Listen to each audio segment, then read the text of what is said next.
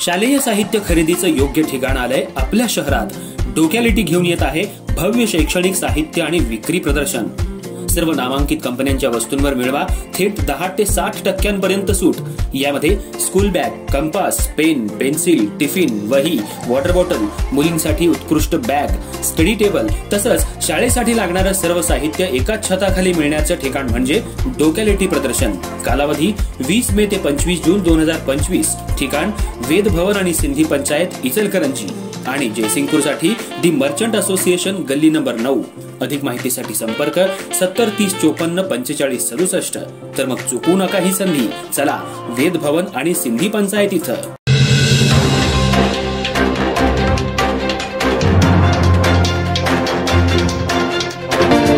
नमस्कार, मी तेजस्विनी मगदूम। एम मराठीमध्ये आपल्या सर्वांचं स्वागत आहे। पाहूया ठळक घडामोडी।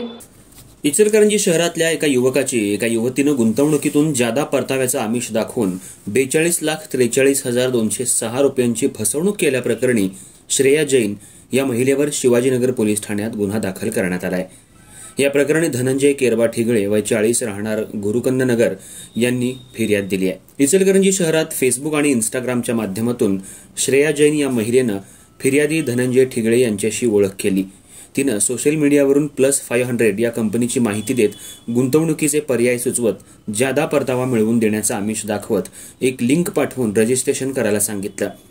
जैन हिच्या सांगण्यावरून ठिगळे यांनी 31 मार्च 2025 ते 4 जून 2025 या काळात कंपनीनं पाठवलेल्या वेगवेगळ्या बँक खात्यात 42,43,206 रुपये भरले, परंतु त्याचा कोणत्याही प्रकारचा परतावा न आल्यानं आपली फसवणूक झाल्याचं ठिगळे यांच्या लक्षात आल्यानंतर त्यांनी शिवाजीनगर पोलिसात श्रेया जैन हिच्या विरोधात फिर्याद दिली आहे।